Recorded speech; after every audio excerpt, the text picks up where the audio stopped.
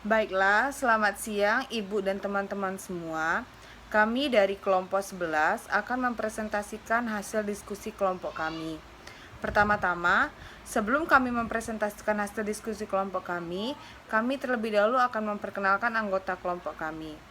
Yang pertama ada Rani Cornelia Senambela, yang kedua ada Gita Triametina, dan yang ketiga ada Dara Septika Widya.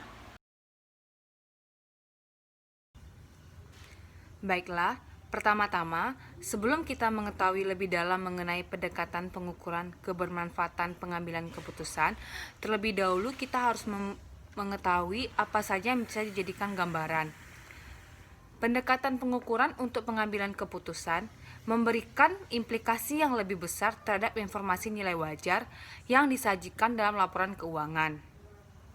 Hal ini dikarenakan akuntan mengambil sebuah tanggung jawab untuk memadukan segenap nilai wajar ke dalam suatu laporan keuangan yang terbatas, didasari dengan estimasi dengan logika, reliabilitas, serta adanya kewajiban dalam membantu investor untuk memprediksi nilai dan performa perusahaan. Selanjutnya, kita akan membahas Are securities market efficient? Apakah pasar saham itu bisa efisien sepenuhnya? Untuk melihat apakah pasar saham itu bisa efisien sepenuhnya, ada beberapa item yang harus kita ketahui. Yang pertama yaitu tahap pengenalan, lalu ada prospek teori, lalu ada its beta date, yang keempat ada stock market bubbles, yang kelima discussion of securities market efficiencies versus behavior financial, dan yang terakhir ada excess stock market volatility.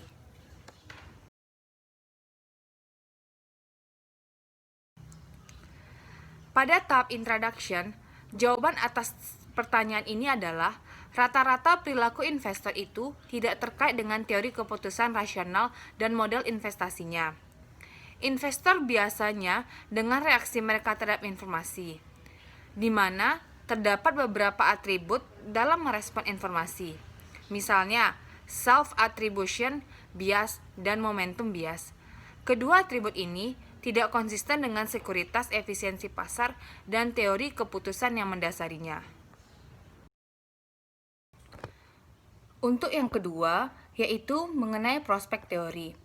Prospek teori ini pertama kali dimunculkan oleh Kahneman dan Stravinsky pada tahun 1979.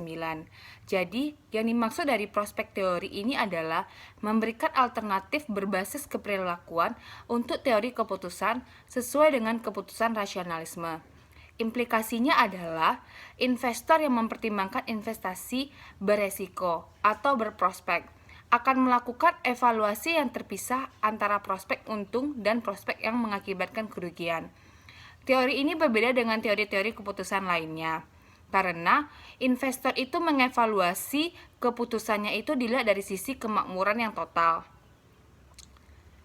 Adanya efek disposisi, yaitu investor menunjukkan perilaku pengambilan resiko dengan respek pada rugi. Investor menanamkan saham dan menjual saham perusahaan yang mengalami laba. Asumsi yang digunakan dalam teori ini yaitu loss aversion, dan individu memberikan bobot probabilitas nilai harapan suatu prospek. Selanjutnya yaitu is beta dead, atau apakah beta itu mati? Untuk menjawab pertanyaan ini, kita bisa melihat pada implikasi CAPM adalah beta saham sebagai faktor determinan spesifikasi perusahaan tunggal atas return yang diharapkan pada saham. Kemudian, Fama dan Friends pada tahun 1992 menemukan bahwa yang pertama adalah beta dan CAPM memiliki kemampuan kecil dalam menjelaskan return saham. Yang kedua, nilai buku atau harga pasar saham serta ukuran perusahaan memiliki kekuatan eksplanatori. Dan yang ketiga, pasar bergerak seakan resiko perusahaan meningkat dengan nilai buku atau harga pasar saham, dan menurun dengan ukuran perusahaan bukan dengan melihat beta. Dan yang terakhir, tidak konsisten dengan perilaku investor rasional dan pasar sekuritas efisien. Selanjutnya yaitu excess stock market volatility. Apakah pasar efisien? CAPM beranggapan bahwa beta dan tingkat bunga bebas risiko konstan. Hal ini dikarenakan beberapa hal, yaitu yang pertama, hanya perubahan dalam return pada portofolio pasar yang menyebabkan perubahan dalam return saham. Yang kedua, determinan fundamental adalah dividen harapan agregat di antara semua perusahaan dalam pasar. Yang ketiga, semakin tinggi dividen harapan agregat, maka semakin banyak investor yang akan berinvestasi dalam pasar tersebut. Dan yang terakhir, akibat jika pasar efisien, perubahan dalam harga tidak menyebabkan perubahan dalam dividen harapan agregat. Kemudian yang kelima adalah stock market bubbles. Stock market bubble adalah harga saham meningkat jauh dari nilai rasional yang menggambarkan kasus ekstrim dari volatilitas. Shiller membuktikan bahwa perilaku bubble dapat terjadi satu waktu dan sulit diprediksi kapan berakhirnya. Secepatnya, hal ini akan meletus karena peningkatan kepercayaan seperti gangguan resesi dan peningkatan inflasi. Di dalam stock market bubbles ini ada beberapa items yang perlu kita ketahui, yaitu pertama, post-announcement drive. Maksudnya, pertama kali laba perusahaan itu diketahui, isi dari informasi tersebut harus segera diterjemahkan oleh investor dan terkait dengan harga pasar efisien. Yang kedua, market efficiency with respect to financial ratio. Pasar seringkali tidak melakukan respon terhadap informasi neraca sampai informasi itu menunjukkan laba atau arus kas. Sehingga hal ini akan menimbulkan pertanyaan lagi mengenai efisiensi pasar sekuritas dan harus ditemukan cara yang strategis agar investasi dapat menggunakan informasi neraca. Dan yang terakhir, market respond to accrual. Sloan ini memisahkan pelaporan laba bersih dalam arus kas dari aktivitas operasional dan komponen akrual, baik pengurangan ataupun penjumlahan keduanya. Sloan juga menunjukkan bahwa pada kondisi semuanya itu sama, pasar efisiensi seharusnya bereaksi lebih kuat terhadap pasar dolar dari GN dan laba bersih jika dolar berasal dari arus kas operasional daripada akrual.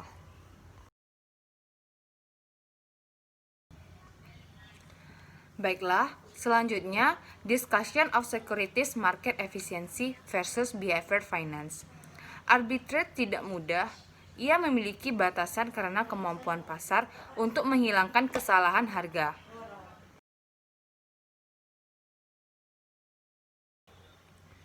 Selanjutnya yaitu efisiensi securities market anomalies. Terdapat bukti yang menguatkan bahwa investor yang rasional dapat membentuk pasar yang efisien. Alasannya adalah karena pasar ini tidak dapat merespon pada informasi secara pasti, seperti prediksi atas informasi laporan keuangan. Kemudian, adanya return abnormal mengikuti rilis informasi. Apabila harga tidak bereaksi cepat terhadap informasi baru, tetapi membutuhkan waktu yang lebih lama, maka keuntungan abnormal dapat terjadi. Sehingga istilah anomali pasar sekuritas efisien muncul karena adanya pengaruh mengambang pasca pengumuman dan adanya respon pasar pada akrual. Selanjutnya itu defense of average investor rationality. Dalam defense of average investor rationality, ada dua hal yang harus kita ketahui. Yang pertama yaitu dropping rational expectation dan dropping common knowledge assumption.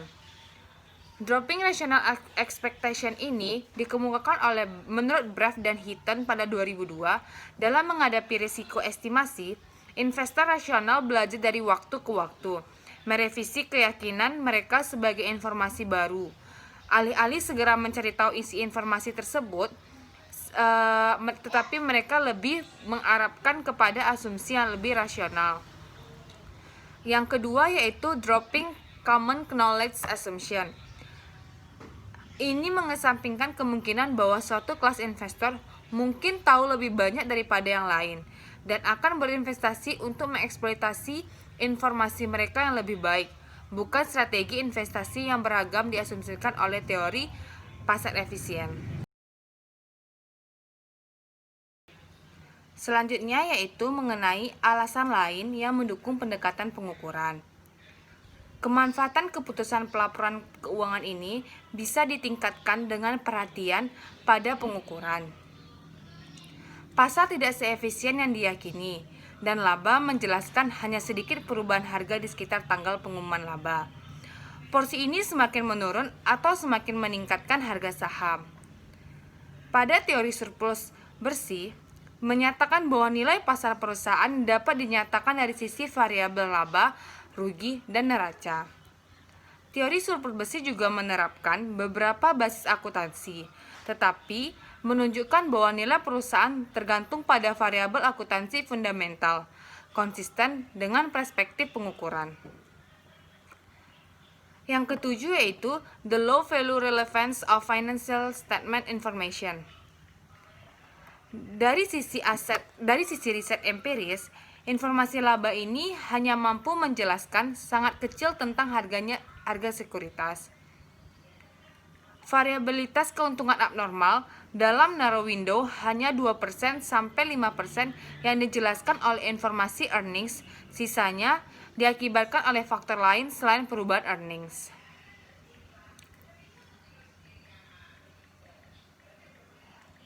Menurut Lev, rendahnya respon pasar terhadap earnings disebabkan oleh earnings quality yang rendah. Collins, Coterie, dan Senken dan Sloan dalam tahun 1994 menyatakan bahwa rendahnya reaksi pasar terhadap informasi laba disebabkan oleh keterlambatan historical cost, yaitu historical cost menunggu terlalu lama untuk mengakui suatu kejadian yang relevan. Hal ini juga menuntut suatu kejadian yang relevan dan pengenalan perspektif pengukuran terhadap laporan keuangan. Selanjutnya yaitu Oslo Clean Surplus Theory. Teori surplus bersih oleh Oslo ini mengemukakan yang intinya adalah memberikan kerangka kerja yang konsisten dengan perspektif pengukuran. Untuk yang kedua, menunjukkan bagaimana nilai pasar tersebut dapat dinyatakan dari sisi komponen, neraca, dan laba rugi. Yang ketiga, berasumsi bahwa ada kondisi ideal dalam pasar termasuk irelevansi dividen. Dan yang keempat, sukses dalam menjelaskan dan memprediksi nilai perusahaan secara aktual. Yang kelima, menyatakan bahwa determinan fundamental nilai perusahaan adalah arus dividen. Dari pernyataan di atas, teori ini mendukung perspektif pengukuran. Selanjutnya yaitu auditor legal liability. Mungkin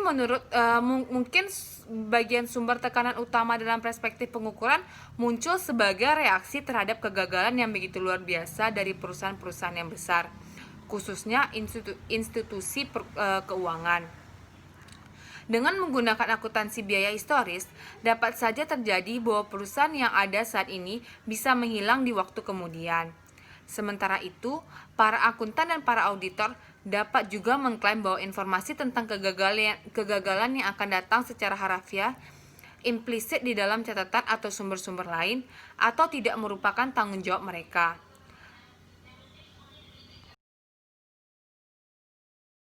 Selanjutnya, kita akan masuk kepada chapter 7 tentang measurement application.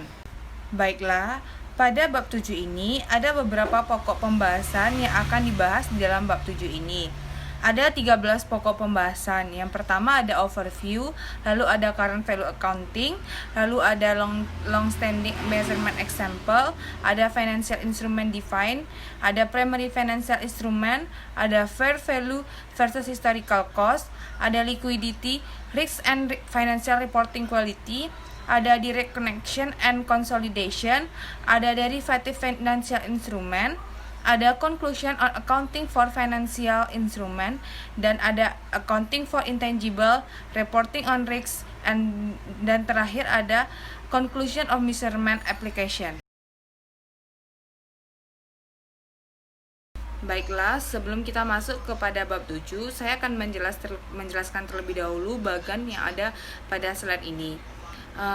Dalam chapter 7 ini terdapat organization dari chapter 7 ini, yaitu ada measurement, application, lower of cost or market impairment test yang akan terbagi menjadi 3. Ada financial instrument, ada intangible, ada reporting on risk.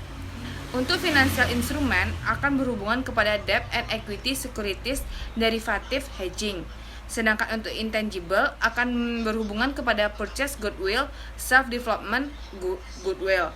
Dan yang reporting on risk akan berhubungan kepada beta risk, sensitivity, value of risk. Dan yang ketiga, dan hal yang tiga tadi akan berakhir di increasing role of measurement. Nah, selanjutnya kita akan membahas pokok pembahasan dari chapter 7 yang bagian 2, yaitu tentang current value accounting atau nilai dari akuntansi lancar, di mana terdapat 2 pokok pembahasan dalam topik ini, yaitu yang pertama itu 2 version of current value accounting atau 2 versi dari nilai akuntansi lancar, dan yang keduanya current value accounting and the income statement. Baiklah, terlebih dahulu pada slide ini kita akan membahas tentang 2% of current value accounting, di mana nilai pakai dapat diukur dengan nilai diskonto yang diperkirakan akan diterima atau dibayar sehubungan dengan penggunaan aset atau liabilitas. Kemudian dapat menyimpulkan bahwa nilai yang digunakan adalah yang paling relevan, karena nilai itu mengukur arus kas yang diharapkan atau dari perusahaan. Namun, ini tunduk pada kualifikasi utama, yaitu nilai ini digunakan tergantung pada bagaimana item digunakan. Dan tentunya manajemen itu dapat berubah secara strategis. Bagaimana manajemen itu menggunakan aset atau liabilitas dalam mengembangkan perusahaannya. Misalnya, aset modal yang mengalami gangguan yang menghadapi penurunan nilai mungkin malah disiapkan untuk dijual. Ini mengurangi stigma write-down, karena setiap kerugian penjualan akan dianggap sebagai persistensi yang lebih rendah. Juga, jika aset keuangan tertentu saat ini dinilai pada nilai pasar telah jatuh nilainya, manajemen dapat menyatakan niat untuk menyimpannya sebagai investasi jangka panjang, sehingga menghindari penurunan nilai. Dengan demikian, maksud manajemen adalah pergeseran pasar untuk membangun pendekatan pengukuran berdasarkan nilai yang digunakan. Nilai pakai juga mengalami masalah keandalan, karena arus kas di masa depan harus diperkirakan. Ini mengekspos perkiraan kesalahan dan kemungkinan bias manajer. Tentunya jika kita memperkirakan arus kas di masa depan itu, maka akan mengakibatkan bias dari manajer atau keraguan-raguan terhadap itu. Nilai wajar akuntansi saat ini diatur oleh IFRS nomor 13 yang berlaku pada tahun 2013. Standar ini secara substansial sama dengan standar akuntansi di Amerika Serikat, PSAK 157, efektif 2007, dan sekarang ASC 820 nomor 10. Nilai wajar didefinisikan dalam IFRS nomor 13 dengan demikian: nilai wajar adalah harga yang akan diterima untuk menjual aset atau dibayar untuk mentransfer kewajiban dalam transaksi yang tertib antara pelaku pasar pada tanggal pengukuran. Dasar penilaian ini juga disebut dengan harga keluar atau exit price. Exit price ini mengukur biaya peluang bagi perusahaan tentang penggunaan aset dan liabilitas yang dimaksudkan. Dengan menggunakan mereka, perusahaan menyerahkan kesempatan menempatkan mereka untuk penggunaan terbaik berikutnya, yang bisa untuk menjual atau menebus mereka dengan harga keluar mereka. Idealnya, nilai wajar didasarkan pada harga jual suatu aset di pasar yang berfungsi dengan baik, atau jumlah yang harus dibayar perusahaan untuk melepaskan suatu kewajiban.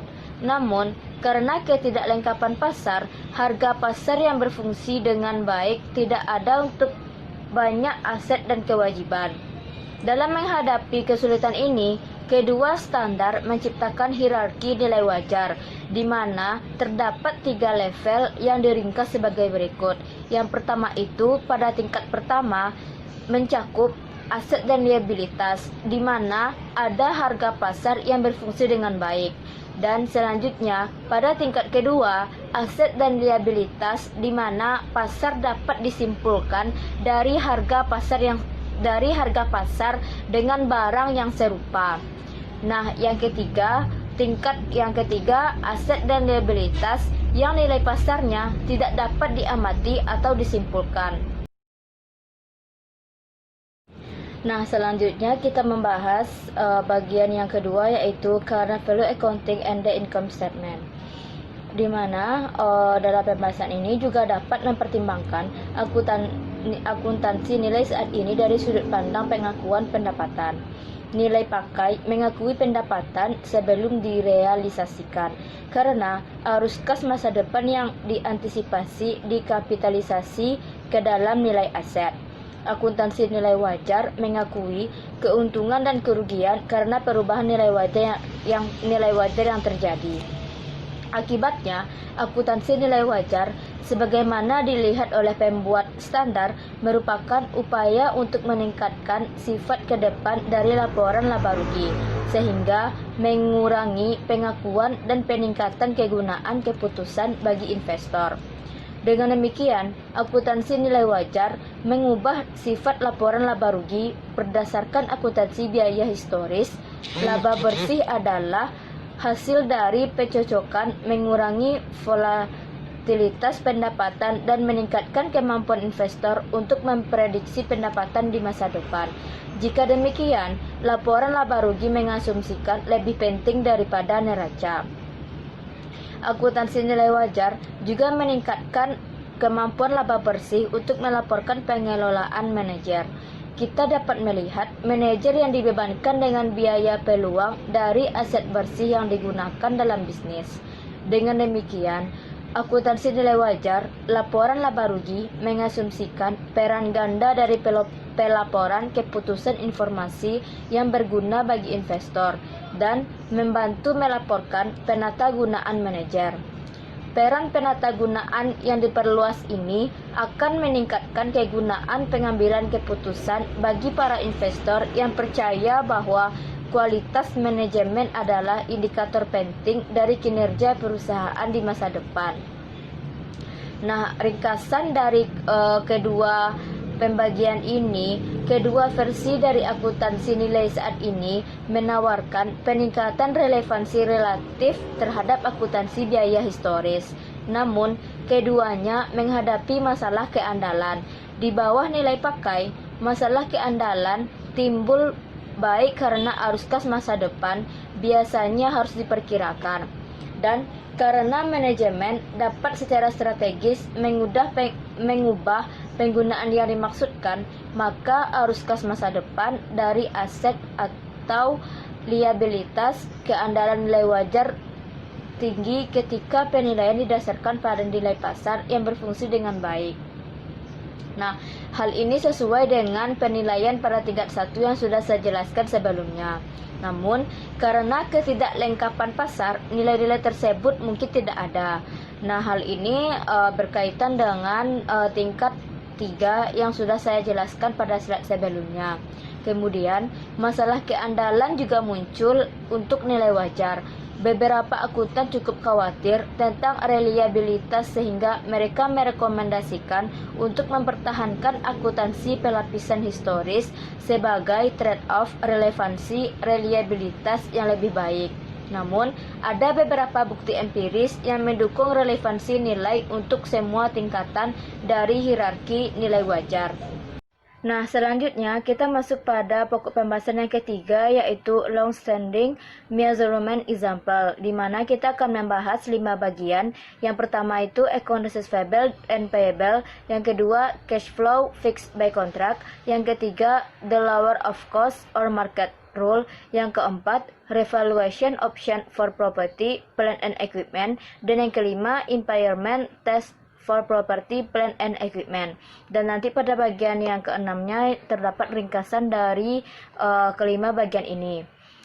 Baiklah, terlebih dahulu kita akan membahas yang pertama itu account receivable and payable.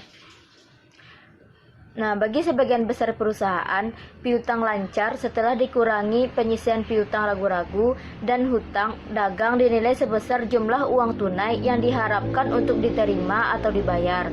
Karena lamanya waktu untuk pembayaran jangka pendek, faktor diskonto dapat diabaikan sehingga dasar penilaian ini mendekati nilai sekarang. Yang kedua, cash flow fixed by contract. Ada banyak contoh di mana arus kas ditetapkan berdasarkan kontrak. Misalnya, utang jangka panjang dapat dinilai pada nilai sekarang dari pembayaran bunga dan pokok di masa depan, diskontokan pada tingkat bunga efektif. Kemudian, selama tingkat pinjaman perusahaan tidak berubah, nilai buku sama dengan nilai yang digunakan. Tentu saja, jika tingkat bunga berubah, kesetaraan ini akan hilang. Nah, selanjutnya kita akan masuk pada the lower of cost or market rule. Aturan pasar berbiaya rendah atau pasar yang secara tradisional diterapkan pada inventaris merupakan contoh pendekatan pengukuran parsial. Di bawah IAS, ketika nilai realisasi bersih persediaan turun di bawah biaya, maka dituliskan ke nilai yang lebih rendah. Jika nilai realisasi bersih selanjutnya meningkat, persediaan dapat ditulis, tetapi tidak di atas biaya. Nah, selanjutnya kita masuk yang pembagian yang keempatnya, yaitu revaluation option for property, plant and equipment. Sementara akuntansi biaya historis untuk properti, pabrik, dan peralatan adalah norma di bawah standar akuntansi di Amerika Serikat, IAS nomor 16 memungkinkan opsi revaluasi sebagai alternatif dari biaya historis. Aset non-finansial seperti properti, pabrik, dan peralatan dapat dinilai pada nilai wajar, asalkan nilai ini dapat dilakukan dengan andal. Setelah aset dinilai kembali, nilai wajar harus selalu diperbarui agar tidak berbeda secara material dari nilai wajar pada tanggal neraca. Revaluasi ini dapat menambah atau mengurangi nilai tercatat. Opsi ini merupakan contoh utama lain dari pendekatan pengukuran. Nah, yang kelima, impairment test for property, plant and equipment.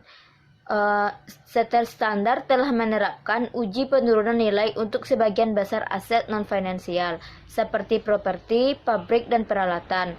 Tes penurunan nilai membantu melindungi auditor dari pertanggungjawaban hukum, dan karena mereka memaksakan penurunan nilai atas aset yang jika tidak dinilai terlalu tinggi, mereka berkontribusi terhadap pendekatan konservatif bersyarat. Berdasarkan IAS nomor 36, kerugian penurunan nilai untuk aset seperti properti, pabrik, dan peralatan diakui di dalam laba bersih. Kerugiannya adalah kelebihan nilai buku di atas jumlah yang dapat dipulihkan, di mana jumlah yang dapat dipulihkan adalah lebih besar dari nilai wajar dikurangi biaya pelepasan atau nilai yang digunakan. Kerugian penurunan nilai untuk aset selain dari goodwill dapat dibalik jika jumlah yang dapat dipulihkan telah meningkat, tetapi tidak di atas nilai buku yang dimiliki aset jika tidak ada kerugian penurunan nilai tercatat. Nah, summary dari 5 pembagian ini, di atas hanya sebagian daftar pengukuran saat ini berbasis nilai dalam GAAP. Untuk tujuan ini, poin utama untuk disadari adalah bahwa sejumlah besar pendekatan pengukuran melekat dalam model pengukuran campuran. Contoh-contoh ini mengecilkan tingkat pengukuran dalam GAAP saat ini. Sekarang kita akan beralih kepada pertimbangan standar akuntansi yang berorientasi nilai terkini yang lebih baru. Nah, pokok pembahasan yang keempat yaitu Financial Instrument Define. Instrumen keuangan didefinisikan sebagai berikut. Instrumen keuangan adalah kontrak yang menciptakan aset keuangan dari satu perusahaan dan kewajiban keuangan atau instrumen ekuitas dari perusahaan lain. Aset dan liabilitas keuangan didefinisikan secara luas. Jadi, aset keuangan adalah tunai, instrumen keuangan perusahaan lain, dan hak kontraktual, di mana yang termasuk ke dalam hak kontraktual ini adalah yang pertama untuk menerima uang tunai atau aset keuangan lain dari perusahaan lain, dan yang kedua untuk menukar instrumen keuangan dengan perusahaan lain dalam kondisi yang berpotensi menguntungkan. Demikian pula, liabilitas keuangan adalah liabilitas apapun, yaitu yang termasuk kewajiban kontrak. Dan yang termasuk pada kewajiban kontrak dalam ketentuan ini adalah yang pertama untuk mengirimkan uang tunai atau aset keuangan lainnya ke perusahaan lain. Dan yang kedua, untuk menukar aset keuangan atau kewajiban keuangan dengan perusahaan lain dalam kondisi yang berpotensi tidak menguntungkan. Dengan demikian, aset dan liabilitas keuangan mencakup item-item seperti akun dan wesel tagih, dan hutang, surat utang dan ekuitas yang dipegang oleh perusahaan, dan obligasi yang beredar. Hal ini disebut sebagai instrumen utama. Selanjutnya kita akan membahas pembahasan yang kelima, yaitu Primary Financial Instrument. Terdapat 5 bagian. Yang pertama, standar setter breakdown somewhat unfair value accounting. Setelah krisis pasar pada tahun 2007 sampai 2008, banyak perusahaan melaporkan penurunan nilai wajar dari aset keuangan mereka. Karena penilaian berdasarkan nilai pasar yang menderita dari penetapan harga likuiditas jelas sangat rendah, penurunan nilai sangat besar. Karena spread pada kredit default swap sangat luas. Upaya untuk menyimpulkan nilai pasar berdasarkan biaya asuransi juga menghasilkan penilaian yang rendah. Breakdown ini sangat dikritik oleh manajemen yang menganggapnya berlebihan. Sebagai contoh, The Economist pada tahun 18 September tahun 2008 melaporkan chorus of critic terhadap akuntansi nilai wajar, termasuk tekanan pada setter standar oleh bank yang berpendapat bahwa aset yang sehat telah mengalami penurunan nilai yang berlebihan dan bahwa akuntansi nilai wajar untuk aset tersebut harus tergantung. Penentu standar dengan demikian terjebak dalam posisi bahwa standar mereka memberlakukan akuntansi nilai wajar dengan asumsi bahwa pasar bekerja dengan baik, tetapi pasar jelas tidak bekerja dengan baik. Menghadapi kesulitan ini, mereka memperkenalkan beberapa modifikasi pada tahun 2008. Yang pertama, IASB dan FASB mengeluarkan panduan serupa tentang cara menentukan nilai wajar ketika pasar tidak aktif, misalnya tidak berfungsi dengan baik. Pedomannya adalah bahwa ketika nilai pasar tidak ada dan tidak dapat disimpulkan secara andal dari nilai barang serupa, perusahaan dapat menentukan nilai wajar dengan menggunakan asumsi mereka sendiri tentang arus kas masa depan dari aset dan liabilitas, didiskontokan pada tingkat bunga yang disesuaikan dengan risiko. FASB juga melemahkan aturan yang mengharuskan surat utang dan ekuitas tertentu untuk dituliskan ke nilai wajar dengan kerugian termasuk dalam laba bersih. Breakdown seperti itu tidak diperlukan jika penurunan nilainya dirasakan sementara dan ada kemungkinan yang masuk akal bahwa perusahaan akan memegang aset sampai penurunan sementara nilainya berakhir. IASB memungkinkan klasifikasi ulang nilai aset keuangan tertentu untuk memungkinkan konsistensi yang lebih besar dengan standar FASB yang memungkinkan pelonggaran nilai wajar dalam keadaan langka. Kejatuhan pasar dianggap keadaan seperti itu, misalnya pinjaman dan piutang dapat dinilai pada biaya, meskipun nilai wajarnya lebih rendah selama arus kas yang diharapkan di masa depan lebih besar daripada biaya. Baik, kita akan masuk pada pembagian yang kedua, yaitu longer run change to fair value accounting. Perubahan di atas adalah langkah sementara karena tekanan politik dari manajemen dan regulator. Selanjutnya, IASB memulai proyek untuk menggantikan IAS nomor 39, standar sebelumnya untuk aset dan liabilitas keuangan. Berdasarkan standar ini, aset dan liabilitas keuangan dicatat pada nilai wajar pada saat akuisisi.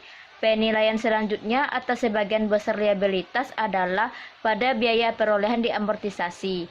Penilaian aset keuangan selanjutnya adalah pada nilai wajar kecuali untuk aset keuangan yang membayar bunga dan pokok. Di bawah IFRS nomor 9, perubahan dalam model bisnis diperkirakan jarang terjadi. Dengan cara ini, standar mempersulit manajemen untuk memengaruhi input nilai sekarang ke dalam biaya diamortisasi. Akibatnya, penilaian berdasarkan niat dipertahankan, tetapi kemampuan manajemen untuk mengubah niatnya dibatasi. Selanjutnya, IFRS nomor 13 juga membutuhkan pengungkapan tambahan yang diperluas. Sebagai contoh, metode dan input tertentu yang diadopsi oleh perusahaan untuk menentukan nilai wajar harus diungkapkan, terutama untuk level 3, sehingga pihak luar dapat melihat bagaimana nilai wajar telah dicapai. Juga untuk liabilitas, pengungkapan diperlukan untuk setiap peningkatan kredit. Pengungkapan tambahan yang diperlukan oleh IFRS nomor 7 pengungkapan tambahan diperlukan oleh IFRS nomor 7 termasuk nilai buku dan nilai wajar jika berbeda dari berbagai kategori aset dan liabilitas keuangan. Pada saat penulisan, aturan FASB untuk penilaian utang dan efek ekuitas agak berbeda. ASC 32010 memberlakukan klasifikasi 3 bagian untuk aset keuangan. Yang pertama itu perdagangan. Efek ini diperoleh dengan tujuan dijual kembali. Mereka dinilai pada nilai wajar dengan keuntungan dan kerugian yang belum direalisasi termasuk dalam laba bersih. Yang kedua, dimiliki hingga jatuh tempo. Efek ini diperoleh dengan tujuan untuk dimiliki hingga jatuh tempo. Mereka dinilai dengan biaya perolehan diamortisasi. Jika nilai wajarnya turun di bawah biaya perolehan diamortisasi, surat berharga dicatat ke nilai wajarnya. Tidak seperti IFRS nomor 9, penurunan nilai ini tidak dapat dibatalkan jika nilai wajarnya kemudian meningkat. Yang ketiga yaitu tersedia untuk dijual. Efek ini dinilai pada nilai wajar dengan keuntungan dan kerugian yang belum direalisasi termasuk dalam penghasilan komprehensif lain.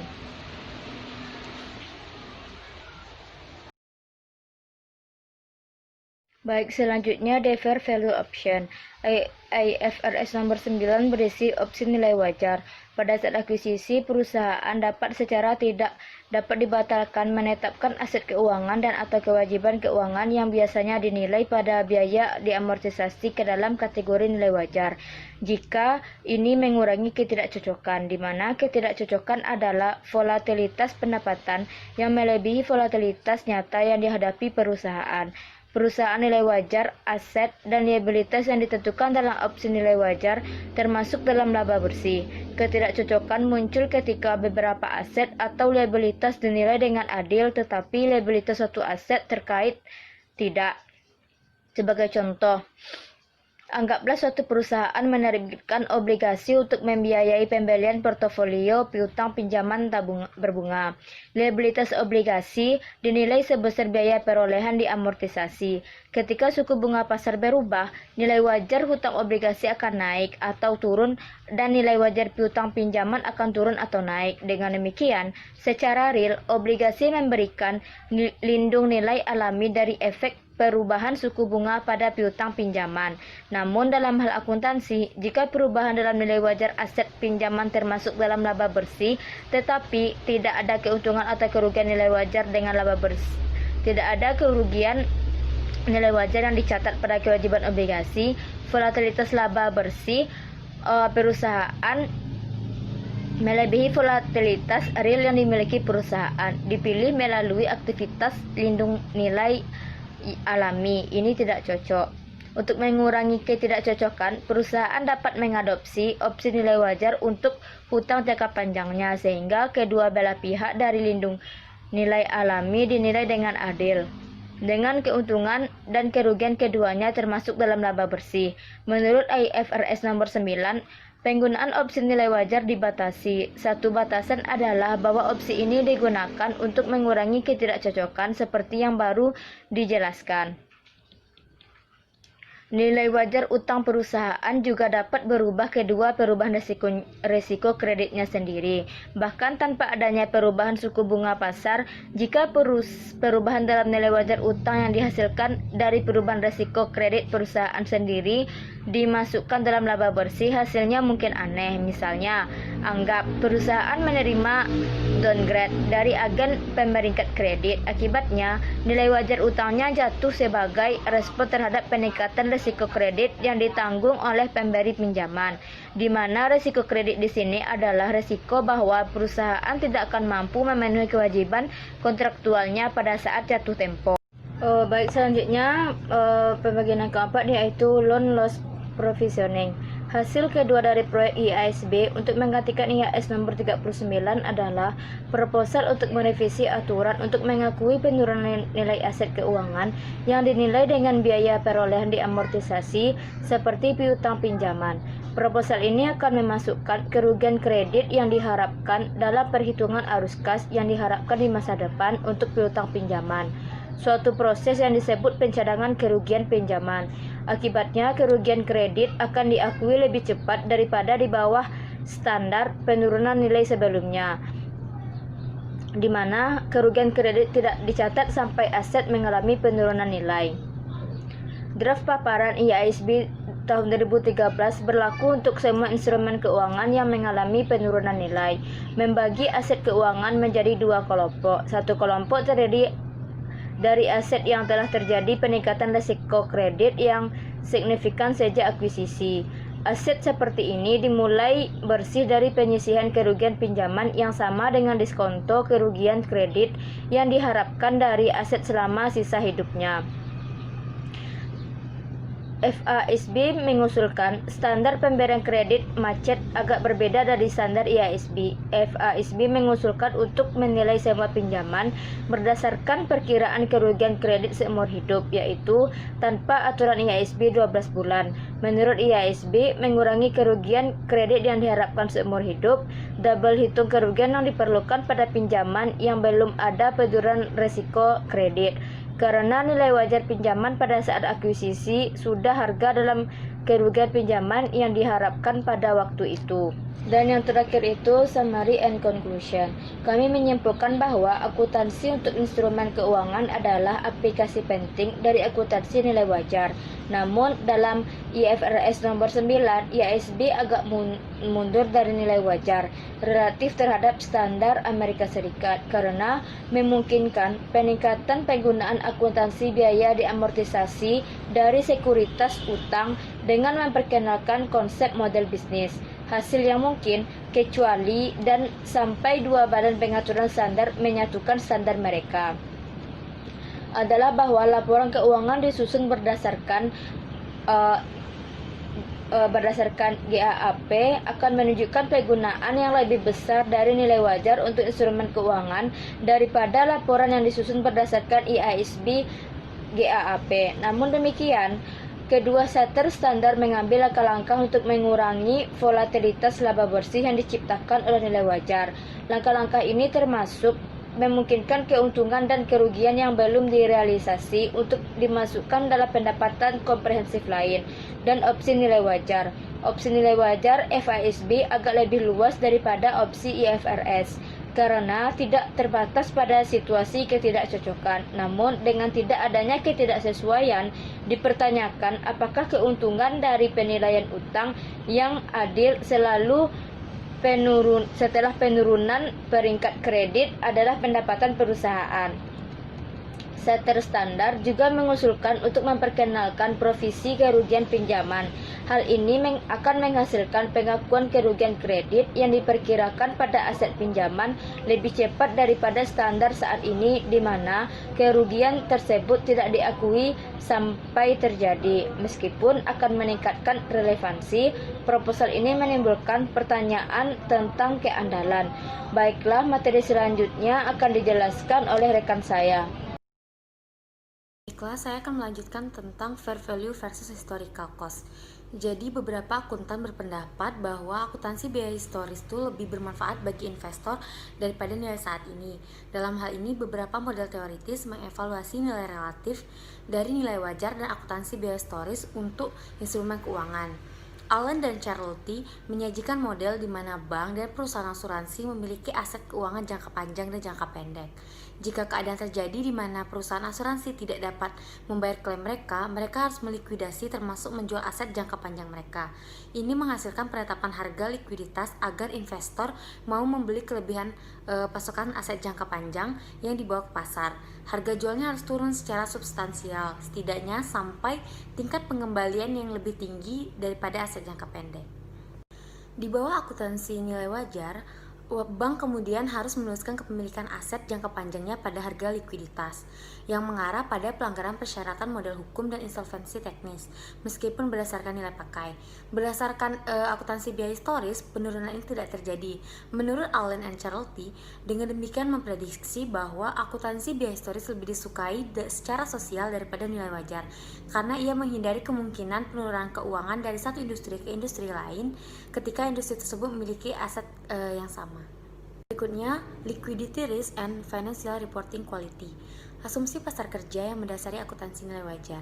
Kekhawatiran tentang transparansi ABS dan pelaporan keuangan itu sendiri karena kurangnya pelaporan risiko di luar neraca adalah kontributor penting terhadap kurangnya likuiditas.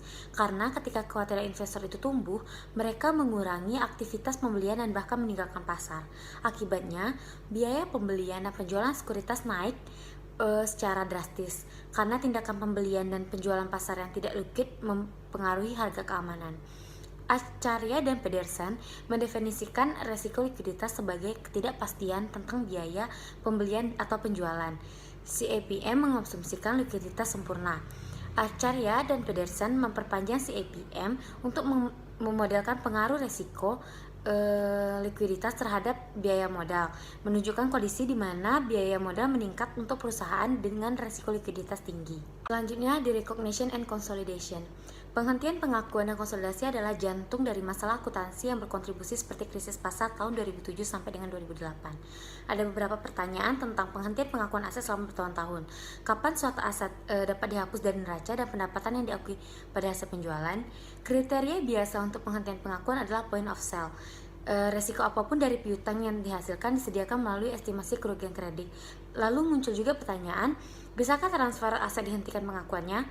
Alternatif untuk penghentian pengakuan adalah mempertahankan aset yang ditransfer pada neraca dan memperlakukan hasil yang diterima sebagai pinjaman yang dijamin. Pembuat standar sekarang telah mempertimbangkan penghentian pengakuan. IFRS 9 memungkinkan penghentian pengakuan ketika perusahaan mentransfer secara substansial semua risiko dan manfaat kepemilikan aset keuangan. Mirip dengan IAS 39 sebelumnya, namun IFRS 9 membuat ketentuan yang luas untuk mencoba mencegah penyalahgunaan neraca keuangan menjelang tahun 2007 sampai dengan krisis 2008. Persyaratan penghentian pengakuan ini telah digabungkan dengan standar Financial Accounting Standard Board.